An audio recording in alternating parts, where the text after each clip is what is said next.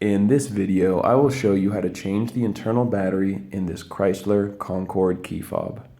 This key fob here was used between 1998 and 2004, and inside we will find two CR 2016 batteries.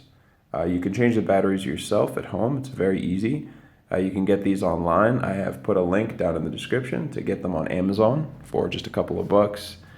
And then just go ahead and follow along once you have your batteries. So right here on the side of the key fob, there is this little indentation, this slot that we're going to put a tool in. I'm going to use this flathead screwdriver. Just insert it in there, gently twist. You can see right there we've started to open it up along the seam, and you can just pull it apart with your fingers, or I like to go in the seam and continue twisting until it comes apart super easily. Now we have access to the two batteries.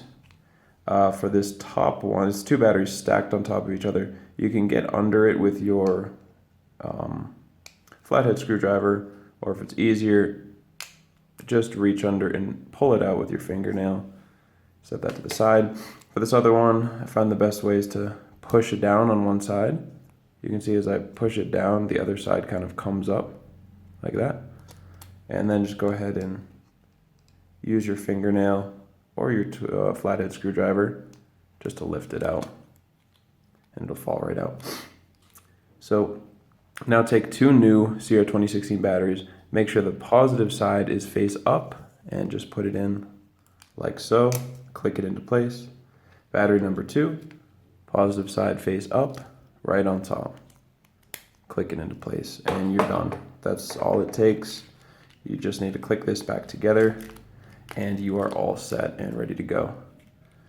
If you found this video helpful, feel free to leave a like or comment.